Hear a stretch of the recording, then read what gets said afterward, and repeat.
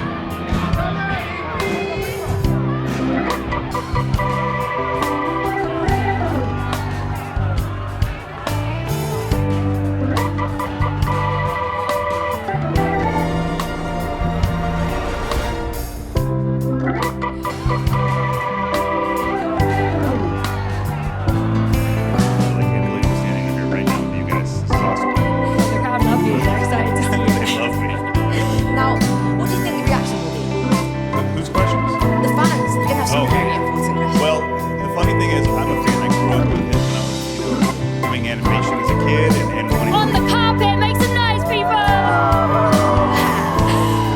Thanks, Beckhart. In fact, as much as you can perfect a movie, you can perfect an animated movie because you get iterations of the movie. You get to change dialogue along the way, all the way to the end. We were changing up.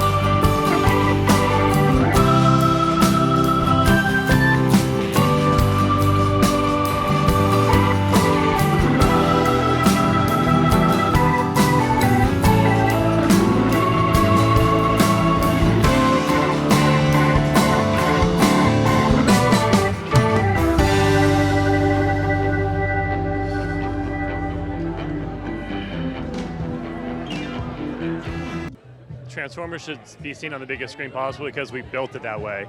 We wanted to make sure that this movie was big and loud and also visually stunning, so that way you get the full experience in a movie theater.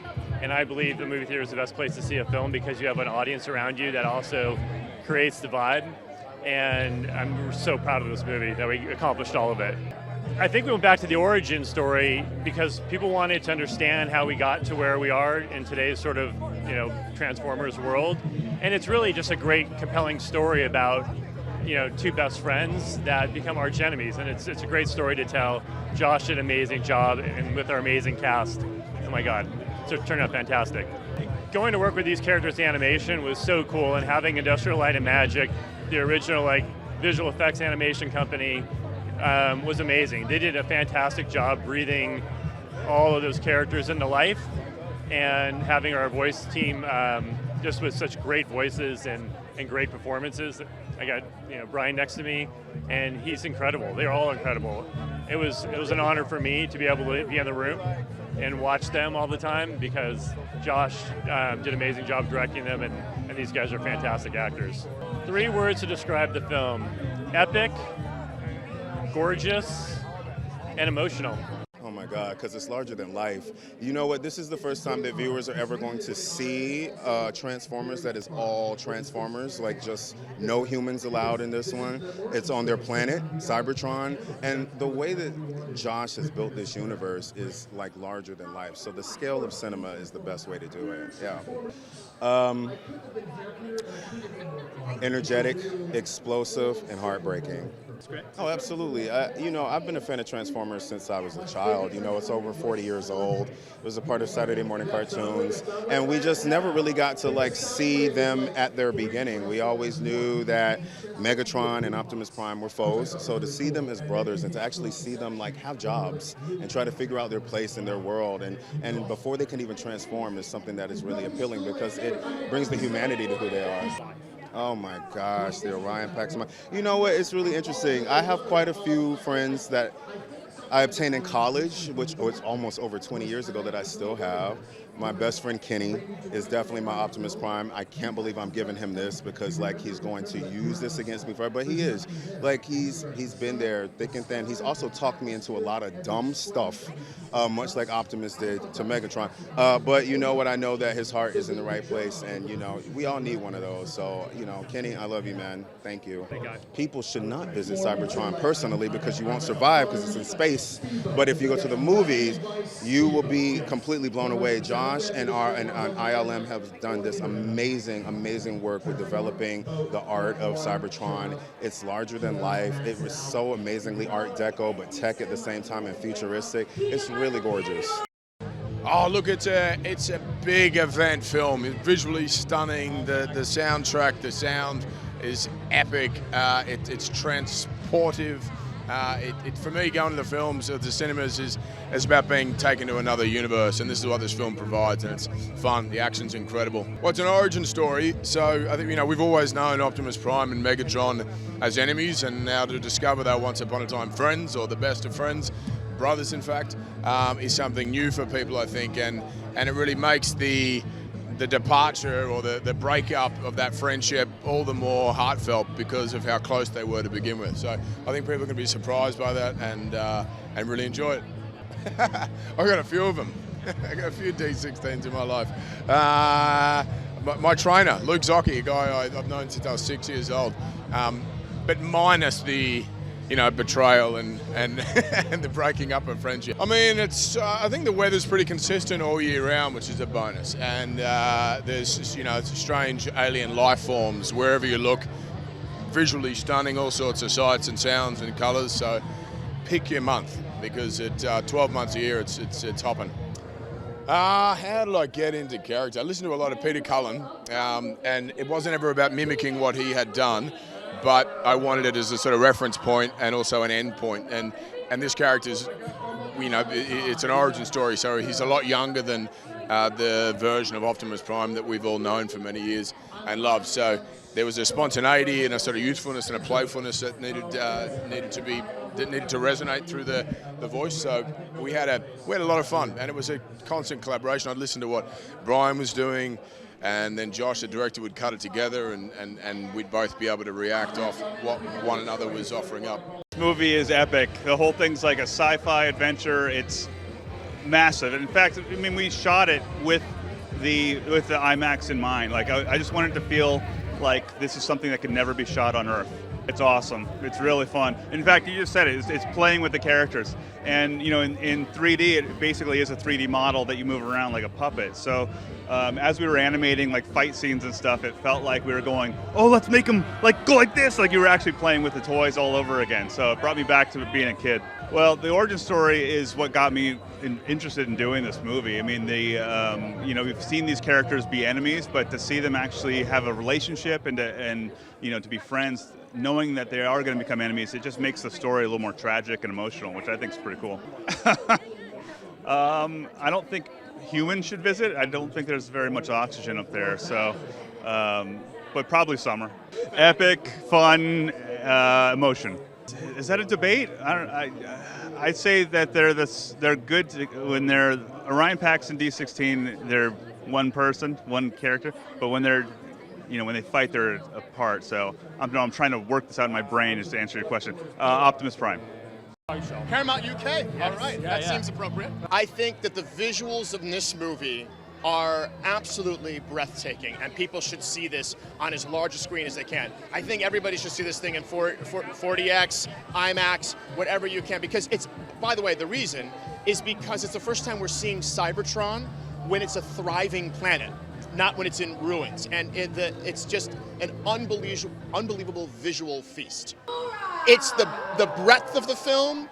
Also, I think people will enjoy the emotionality of it. That's the big thing. This movie is ostensibly a love story, and then also the action, which everybody makes perfect sense. It's an action movie, but the action in this thing is incredible, yeah. Oh, that Septembrus. Septembrus is the name of the month that everybody should go to Cybertron. Not too hot, not too cold, because it's metal. It's metal, so it gets really hot because there's 2 suns. So it gets really, I have no idea, there might be 4 suns, but it gets really hot on the metal. So you want to get there in Septembrus, or what we on Earth would call fall. Yes. The most badassatron skill is saying badassatron. Being able to say it, right? Well, animation allows you to have infinite choice, and we've already got large robots, so with animation it's just even more incredible. Well, what it definitely brings is you get to meet both Optimus Prime and Megatron before they were those characters, and so you'll come to understand them in a way you've never have before. It's been really fun, and actually going on Cybertron, doing a whole movie on Cybertron is pretty great. And again, it allows you to do almost anything your imagination can come up with. So we have a planet that transforms. I mean, come on, how cool is that? Well, it changes after this movie. It's going to be hard to choose between the two. I still lean towards Optimus, but I feel differently about Megatron after this movie. Well, it has to have something to do with the moon, I'm going to guess. But I would say that you definitely want to be there in summer. Dynamic, emotional, visually. Wow, I mean, I think this movie, even though it's animation, feels almost at the edge of photoreal. And when I watch this movie, sometimes I forget it's animated. So the scope and scale of it, and the movement, the camera movement, the cinematics of it, I think in a lot of ways are better, more impressive, and more visual than the live-action movies. When you see it in 3D, it will blow your mind. Like, it's really more of an experience than it is a movie. Well, it's, I love movies where there's an arch villain. The villains in a lot of ways define these movies. But you also want to know why they're the villain. And for me, personally, what was interesting was to figure out why Megatron hated Optimus Prime. And this was a story we knew we could never tell in live action because the entire world is created. So it would take, $500 million to make this movie in live action. So once we got everybody on board with an animated movie, we knew we could tell that story, which was the story we always wanted to tell. I mean, I think it brings real emotion for the robots. In the live action movies, the robots are all servicing humanity. They're trying to save humankind. In this movie, for the first time, you're really getting under their skin and understanding who they are. We say as people, they're not people, but you get the idea. I mean, that's what's special about this. This movie was made for the biggest screen. It's really, I think my daughter saw this movie a few days ago. She's 10. And she had never seen an animated film with so much action before, and I think the action and the soundscape and what ILM did with all of the animation and the texture of it, you want to see it. In order to experience it, you really want to see it like as giant as possible with that huge surround sound and a big old bucket of popcorn. It's a completely new, fresh take. I mean, even going into it, I said to Josh, I was like, okay, what do you want me to, should I watch anything before this? Or, it's obviously it's a story that's really like a whole new beginning, this kind of prequel, if you will. And he said to me, he's like, you've got to create this all on your own. I want something like completely new. So I think that's really like the excitement of it. It's like nothing you've seen before. Thanks for watching. Make sure to like and comment on the video if you enjoyed it. Subscribe to the channel and hit the notification bell to be notified when new videos are released.